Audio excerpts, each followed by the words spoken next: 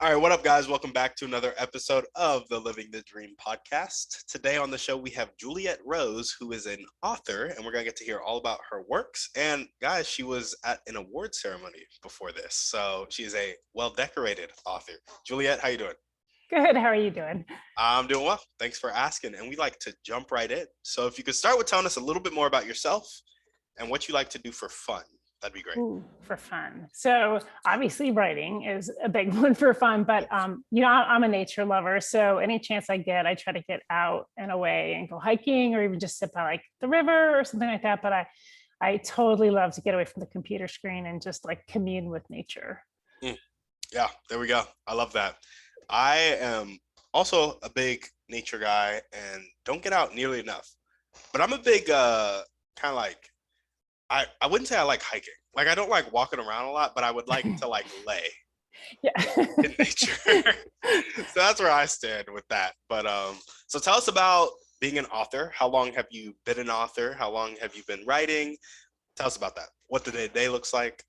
Yeah, so I've been writing since probably as long as I could write, and before that I was just a storyteller. Like when I was a kid, I would like tell stories on the way home from the bus stop, just something I enjoyed to do. Sometimes I was just like lying and sometimes I was actually like telling a story, but they were always just stories. And so when I was like 10, I went to my mom and I was like, I think I want to be a writer. And she was like, okay. And so back in the day, you went to the classifieds and she found a typewriter for me. And we went out to the house and bought this old metal, like ticky-tacky typewriter, and I would write things down. And even through like my teen years, I always had like a manuscript in my like backpack. And, that it was just what I always wanted to do.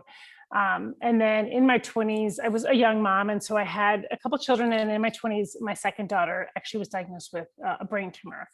And so for that time, obviously my focus was taking care of my daughter. But I did write a piece in that time, which was kind of like the experience of being a parent, taking care of a child that was sick. And that piece got read in Washington on the basically lawn during a candlelighters conference. And so that piece actually since then has been handed around thousands of times. And it was called The Strength of an Egg. And so my daughter did pass shortly after that.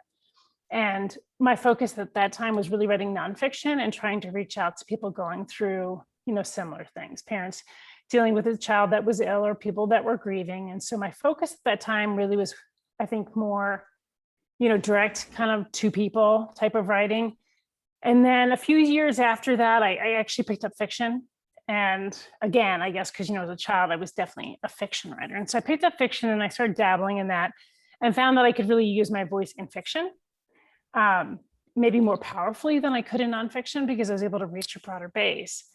And then shortly after that, I went through a divorce and I, again, put writing aside just simply because I didn't have time. I was working full time, taking care of my children. And, for 15 years, I didn't write. And then a couple of years ago, I had a big age and I was like, I got to do something, I got to stop putting this dream on hold because it's good to take care of everybody else, but I need to really do what makes me happy. And so about 2 years ago, I started writing again. And now I have 4 published books and another one coming out this year. I was published in an anthology with another press last year. So, I've kind of been steamrolling now, making up for all that lost time. Yeah, yeah, that was a lot in a short amount of time. Thank you for sharing that. I love that you used your gift to like reach out to people who were hurting like you were hurting after your daughter passed. Like, I commend you for that.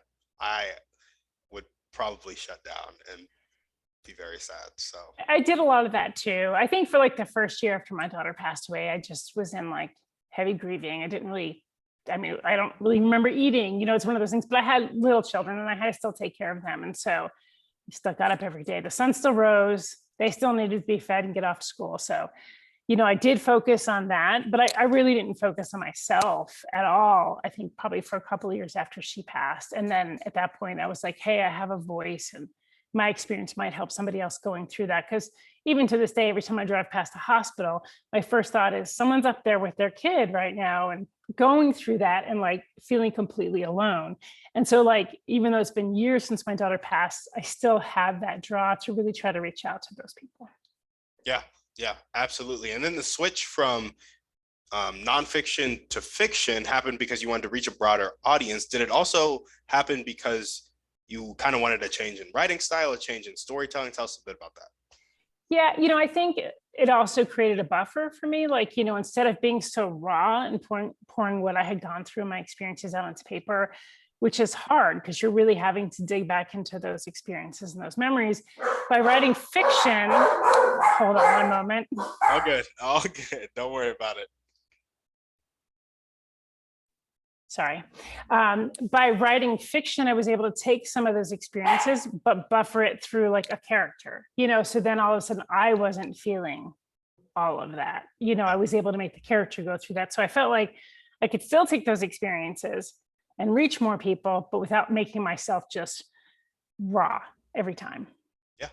Yeah, no, for sure. That makes a lot of sense. Well, tell us a bit more about your motivation in life. What gets you up and keeps you going, both as an author and just as a human, like in both aspects? Empathy. I think that, even when I was a really small child, I remember like sitting on the curb and the other kids were around and there was like these ants and they were kind of walking around and the kids started stomping them. And immediately I was like trying to protect them. I was like, don't do that. And I was crying and I was trying to get them to stop. And so from a very young age, I think I've always been really driven to like use my existence here to try to make things better.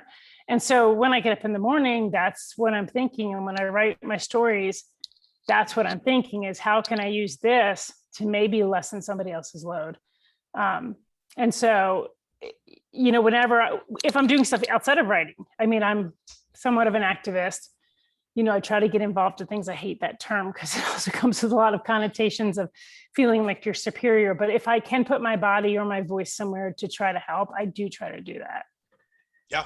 Yeah, absolutely. I think that is all what we're put here to do.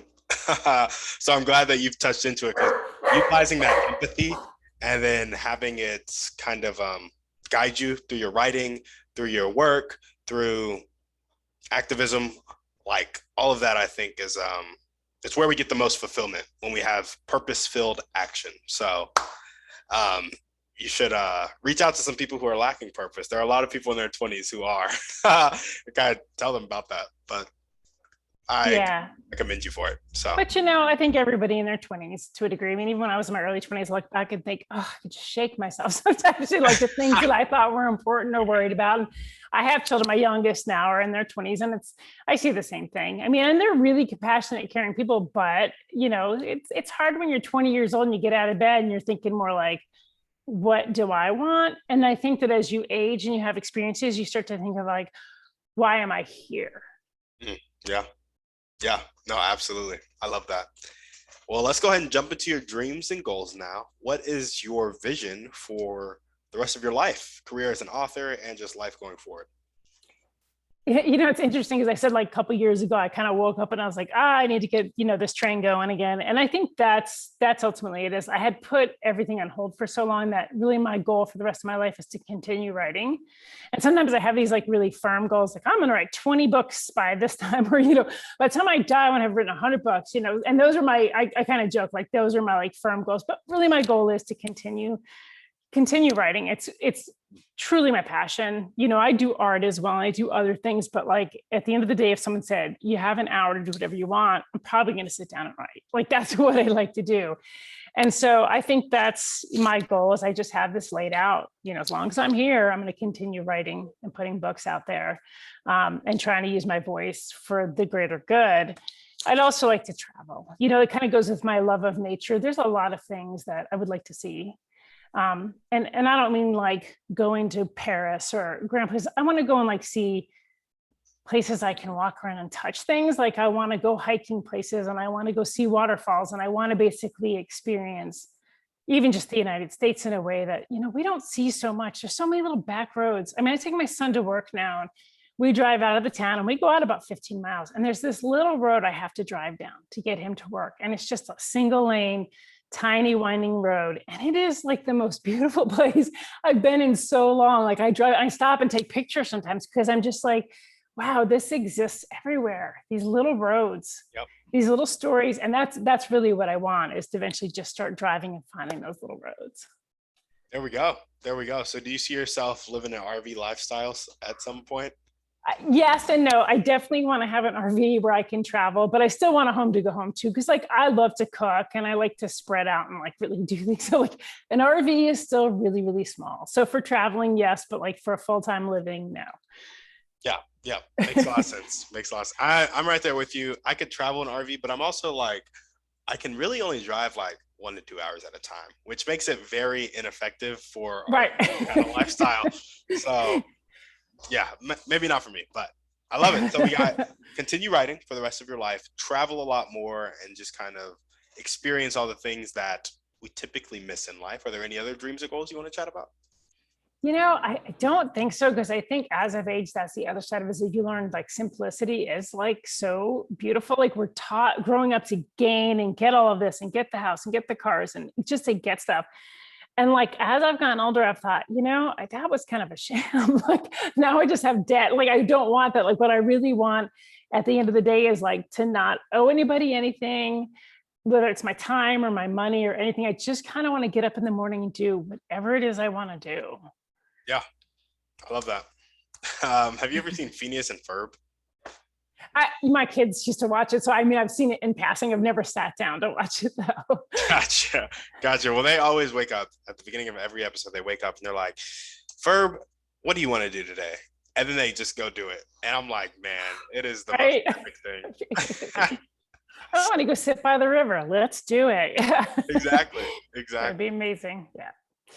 Well, awesome. If there were 1 or 2 people you could meet right now, and this could be a specific person or a type of person that would really help you take the next step towards your dreams and goals, who would it be and how would they do it?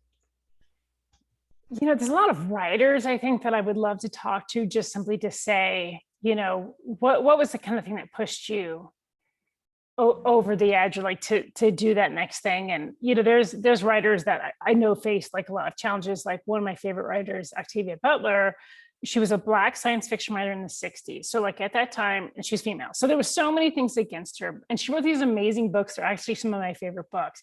And I always want to just like ask her like, what was like that to get up in the morning, and what were you facing, and what was your drive to say no matter what people said or how they treated you, how did you just decide this was what you were going to do? And I think like in some ways she gets more notoriety now than she did when she was alive. She passed away I think in the 80s. So it's like one of those where I feel like sometimes we want this immediate gratification in our lives, and to be reminded that like we're doing things not just for this moment, we're doing it for generations.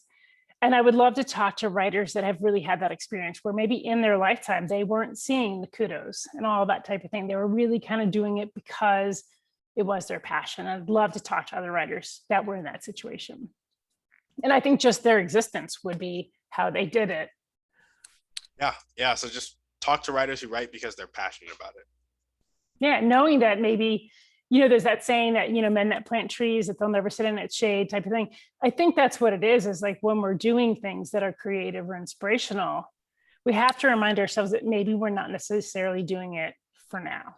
We might be doing it for 20 years from now, and somebody picks it up, and all of a sudden at that time it means something to them. And so you have to remind yourself when you're being creative that you're not being creative to get kudos. You're being creative to put something out there that could change things. Mm, I love that. I love that. Well, what are the most important 1 or 2 things that everyday people can do to help you accomplish your goals? Ooh, I think if everyday people would just open their minds a little bit, because I think the reason that I write when I do is to some degree a level of frustration that people are always fighting with each other and very closed-minded and set in their ways. And so like I would love to, if I ever walked out of the house, and I see it sometimes, and you just see somebody doing something really like awesome and kind, like that inspires me. Like that keeps me going to do the things I'm doing. Because what I think to myself is somewhere in their life, something taught them to be a better person or to be a kind person, to reach out. And who knows, that could have been a teacher, it could have been a book, it could have been a song. And so like, just to remind myself that I'm putting something out there that maybe will help turn that tide. And somebody might say, oh, you know what? I get what she's saying. Let me just be kinder today. Let me pay it forward. Let me help somebody and change the way I'm thinking. This question, it always gets me when people are like, Yeah, don't really do anything for me. Just be a better person. Like, just be as kind as possible, pay it forward as much as possible, like improve yourself, work on yourself as much as possible, because when you do that, the world gets a little better, which means my life gets a little better.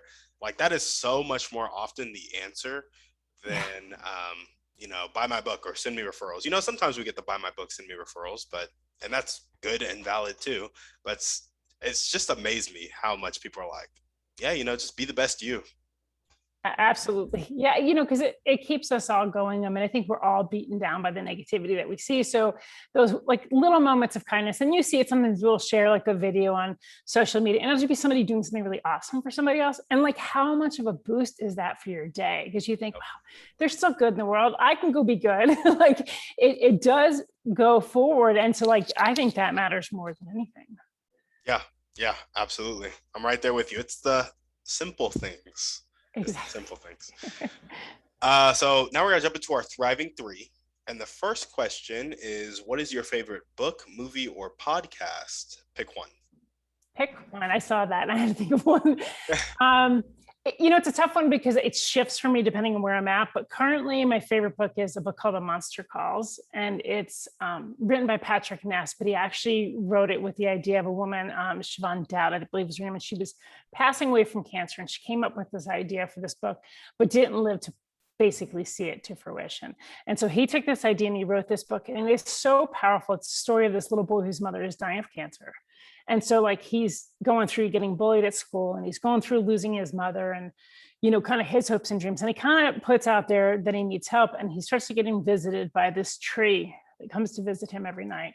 And the tree is telling him these stories and trying to teach him basically that he needs to come to the truth. And basically, I won't give away the book because if anybody wants to read it, but it's one of these stories that like it makes you absolutely crumble, but it also makes you strong. And I think that's why I love it so much, because I think anything we go through often will break us down and shatter us, but there's aspects of it that also make us who we are as a person.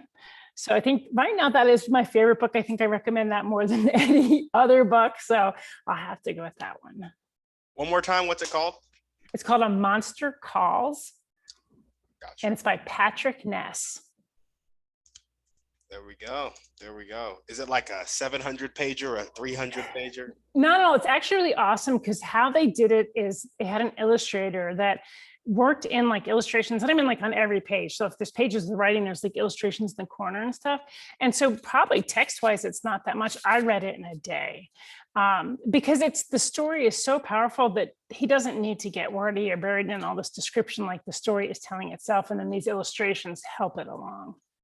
There we go. There we go. I love it. I might have to pick it up and read it. That is the first time I've ever heard about it. So it's a good one, but read it in private because you will cry. Because I think I bawled the first time. Gotcha. There we go. Well, what is one way you like to take care of yourself?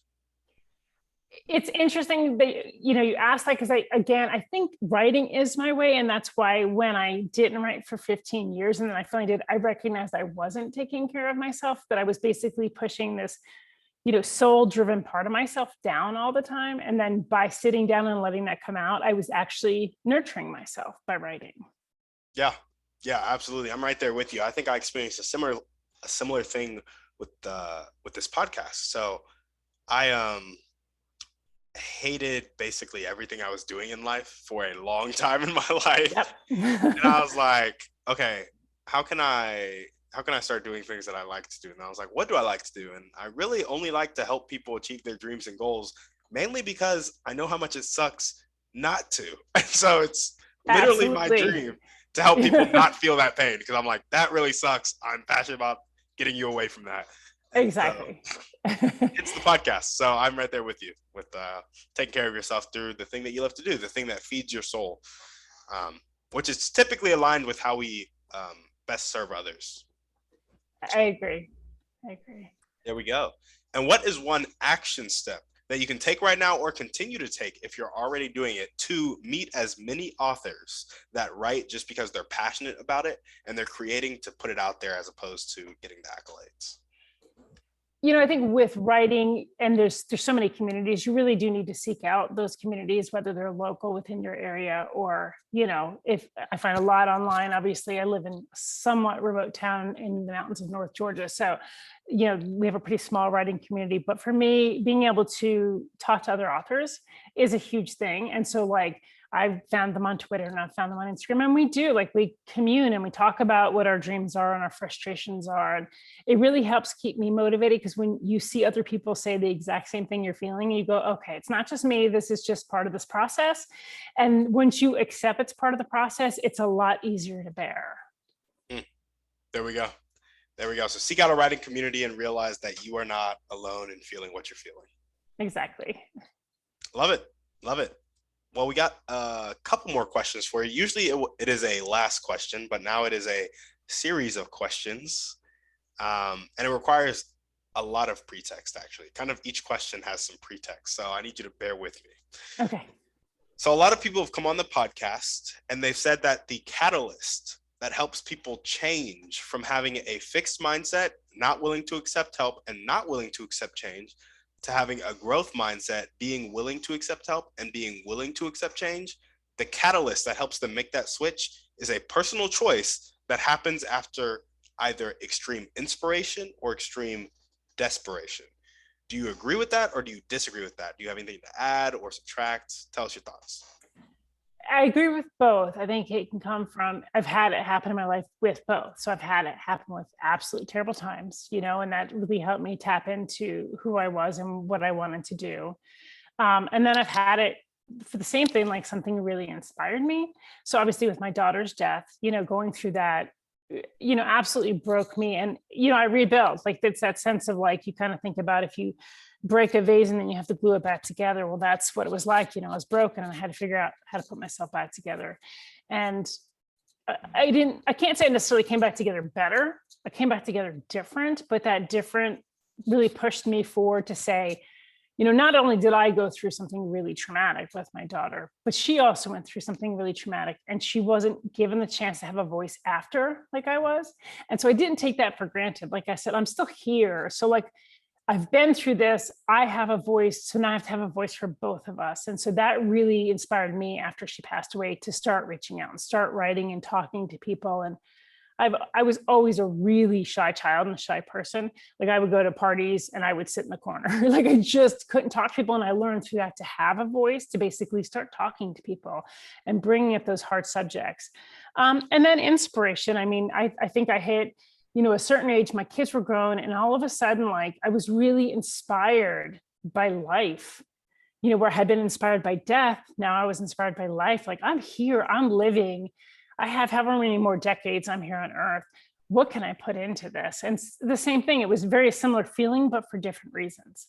That you're here for a reason and you're wasting it if you don't do something about it. I love that. I love that. Well, awesome. Why do you think some people met with the same amount of extreme inspiration or extreme desperation make the choice to change, and then other people don't? Why do you think that is? It's actually something I've thought about a lot, because I wondered after my daughter died why, I was so inspired to take my pain and reach out to people. And I started a youth center at that time, and I did, different things to try to help out. And then I met people that were just bitter. They were embittered by their child passing away. And I understood it. I mean, what they went through was absolutely terrible and horrible. So part of it, I think, is who we are. I think we come into this earth with a certain amount of who we are. Like, we have that. I was a very empathetic child. So, I already came in differently than other people. In my own family, we went through abuse as children, and I could see my own siblings deal with that abuse differently moving forward.